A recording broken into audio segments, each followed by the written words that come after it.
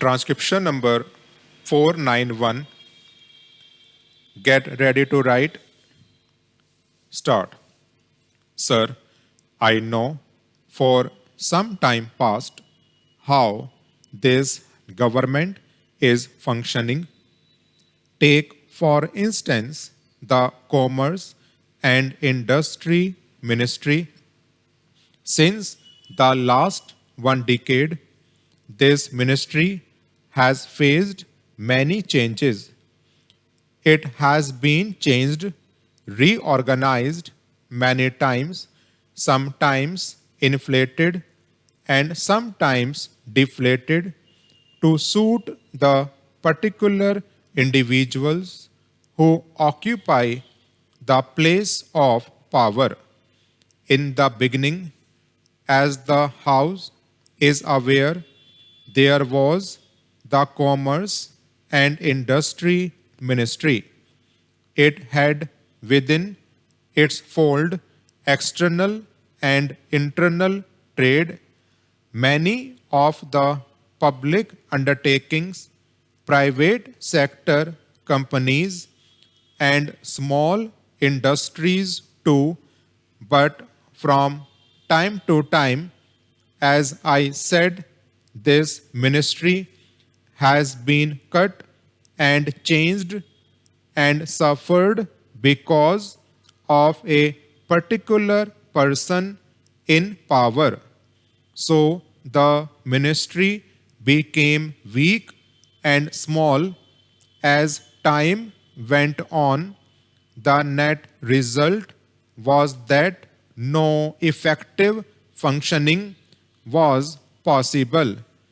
It is amazing how a vital ministry, the Ministry of Commerce and Industry, has been subjected to such vicissitudes, has been subjected to such changes. We all know that no ministry can function in an atmosphere of instability and uncertainty. There has got to be some continuity, otherwise, the ministry cannot develop its own character, its own personality, but unfortunately, there is a continuous disintegration of the Commerce and Industry Ministry. And what is the picture today? Today, sir, the different limbs of this ministry have been scattered among various ministries and departments. The net result is that if you go to the secretariat, you will have a perfect picture of confusion. We, members of parliament, are at a loss to know what is what in this ministry. We are amazed that even the officers functioning in the various sectors have no sense of responsibility because they themselves do not know their powers and responsibilities. The picture is very confusing. At a consequence of this confusion, which is increasing, the work has suffered, efficiency has suffered, and the importance of the ministry has considerably gone down. It has lost character and personality. We talk of industrialization of the country. We talk of rapid economic development. Unless the ministry is clear-headed or properly organized, it would be difficult to bring about rapid economic transformation or quick economic development. So, my first remark is that the Ministry of Commerce and Industry has to be properly reorganized so that there can be effective functioning. There may be far better coordination and there may be fruitful work. Take, for instance, the huge number of complaints about licensing. We do not know what is the policy of licensing. In certain sectors, there has been over licensing. In certain others, there is not much of licensing. Also, we see that the licenses which have been granted have not been properly utilized, partly because the government has not been able to remove some of the official bottlenecks. Take the instance of collaboration agreements. In the matter of collaboration, we find considerable delay and lack of quick decision.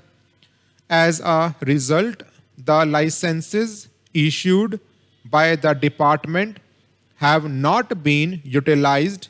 Again, take the import and export wing of the department, and there you see the same slackness, the same indecision, and the same indefiniteness about anything. Therefore, for the ministry to function effectively, it is necessary that the ministry should have a stable future and should have adequate powers and responsibilities. No modern country in the world can cut or slash portfolios or ministries without rational basis, but unfortunately here and particularly in this ministry, slashing or cutting has been going on without heed being paid to the needs of development and to the needs of efficiency. I am afraid if this process were to continue, it would be difficult to create the climate and confidence which are so necessary for running industries in this country. My friend was speaking about state trading. On this question, I feel that no precise policy decision has been made by the government so far. I say this because any policy decision should be preceded by a lot of thinking, and it has to be done preferably at the budget time or before that. Now a decision has been taken by the government that instead of one state trading corporation, there should be two.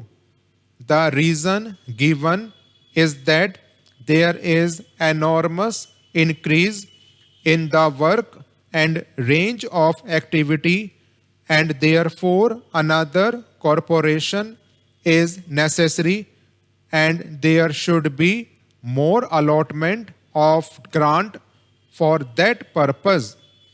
I should like to know what are the important sectors of trade which will come under state trading in the future, and if there had been planning or a policy, certainly there should be perspective for the next 10 or 15 years as to how state trading will develop, but by looking at the history of state trading, I feel that no attempt has been made to systematize the work and no planning is there, and the country does not know what would be the extent of state trading and what would be the schedule